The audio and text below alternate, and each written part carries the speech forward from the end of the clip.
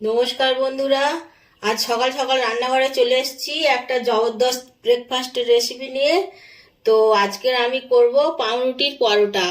তার জন্য এইরকম পিস কাটা পাউরুটি নিয়েছি। পাউরুটির এই ধারগুলোকে আমি কাঁচি দিয়ে প্রথমে কেটে নিচ্ছি।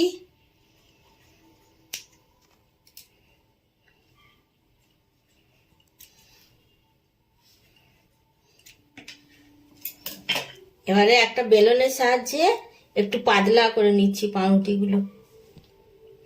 এরকম ভাবে আমি যতগুলো করব ততগুলো পাউরুটি আমি এরকম ভাবে তৈরি করে নিয়েছি। আর নিয়েছি আমি এক বাটির মতো, ছোট বাটির এক বাটি ময়দা।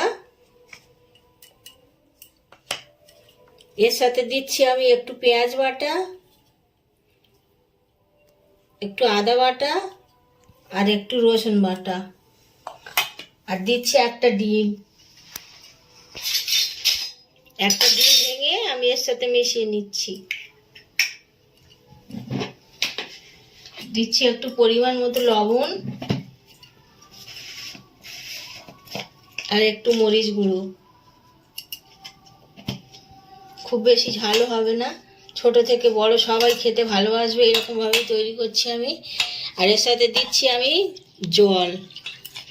এটা একটা পাতলা ব্যাটার তৈরি করে নেব।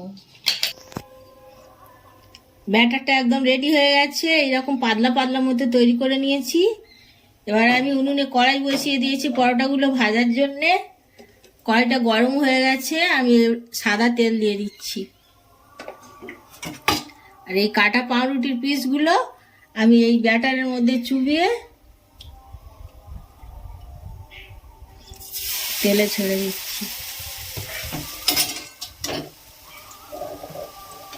এবারে লাল লাল করে এপিট ওপিট করে আমি পরোটার মতো ভেজে নেব।